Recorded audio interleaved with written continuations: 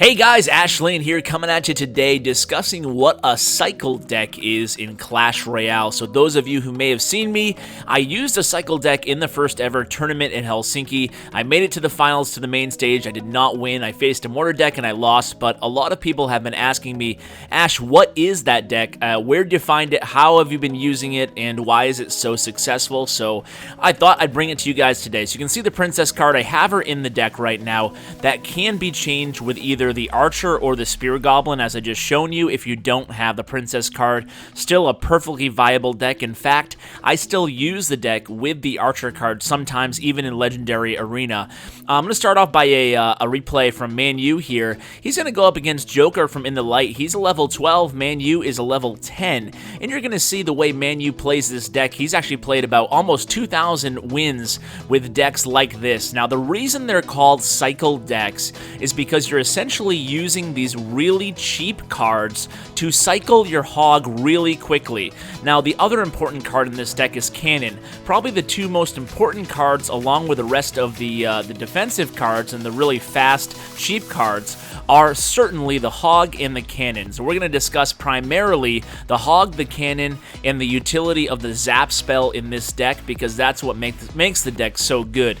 So the Cannon is going to be really, really important in this deck, and the reason we use Cannon instead of the Hidden Tesla is because going up against so many mortar decks, you want to make sure you have something that mortar's able to target, and everybody knows that mortars don't target Hidden Teslas unless they're activated.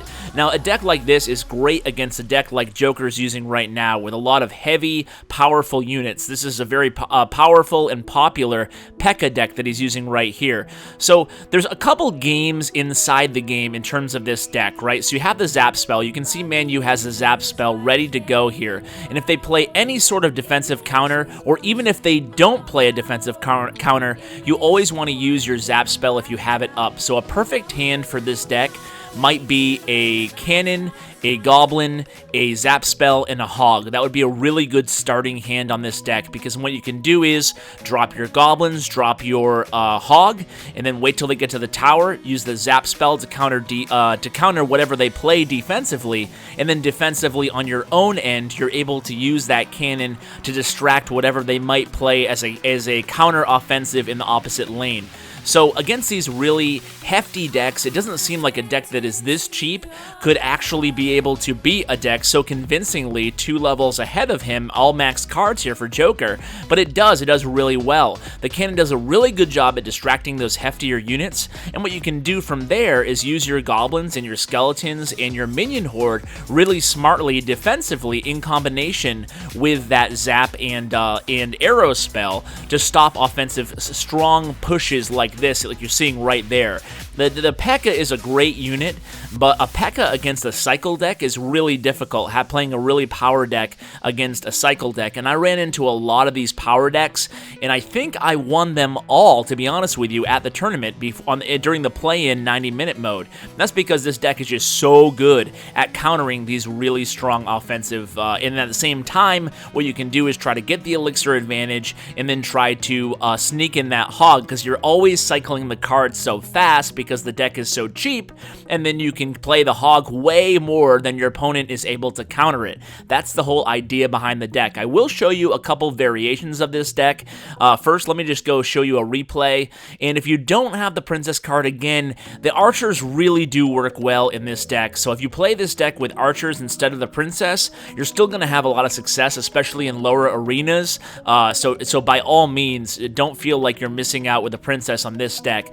That does bring me to a point I wanted to mention, that I've been getting some very fair criticism about including the Ice Wizard and the Princess in too many of my videos, so I will continue to bring high-level game trends, because I feel that's really important. That's something I want to build my channel around, but in the meantime, I am going to start out a fresh account to cover more, some more strategies that everybody can use and have utility from, so I will be doing that in probably my next Royale video, if not the one after that. So you can see here, I've actually made a few misplays early on in this match. I believe oh, what did I do wrong? I forget what I did. I wasn't paying attention. But I did something epically wrong in the beginning of the match, and it all works out anyway in the end. You can see he's playing the Princess, he's playing the Ice Wizard, he has the P.E.K.K.A, the Elixir Collector, and the arrows. Now, when your opponent has the arrows against this deck that I'm using right now, it's very, very important to get down your arrow strategy, right? So another game within the game that I talked about earlier, that I referenced earlier, is knowing when to try to lure, aka bait out the arrows from your opponent. So in this deck, you have a few great weapons to lure out the arrows from your opponent. You have the Princess, you have the Goblins, and you have the Skeletons, right? So more often, your opponent is going to use arrows against your Princess or your Archers, depending on what card you have, because arrows kill Archers, arrows kill Princess, and it's an even trade, 3 Elixir for 3 Elixir, right? So what you want to do is play your Princess, use her as a lure for the arrows, and then play your Minion Horde immediately afterwards, and 9 times out of 10, your opponent's not going to have a good counter for the Minion Horde, and then your Minion Horde is actually going to be your second really strong offensive weapon in this deck. So your Hog is a good weapon. When you place your Hog down, remember with this deck, always try to place the Goblins or the Skeleton with the Hog.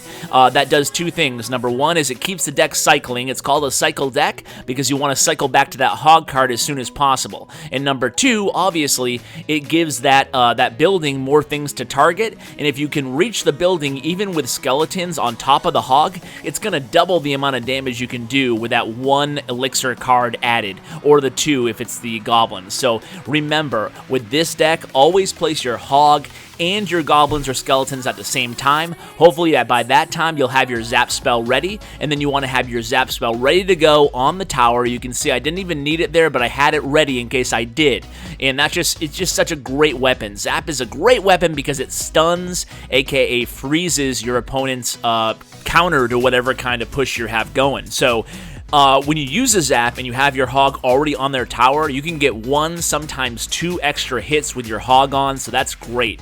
Now, you can see here, Arrows and Princess are the 2 flex cards of this deck. You see most of the other cards included in the cycle decks, but for example, you could add, say, the Freeze spell if you wanted to, if you're going against a deck that has a lot of buildings. For example, Hidden Tesla, Cannon, Inferno Tower, even Spawner decks, it's great to have a Freeze spell there because that gives your Hog plenty of time to take down those spawning units or the defensive units. So guys, I hope you enjoyed this little tutorial on what a cycle deck is. Hope you use it and have a lot of success.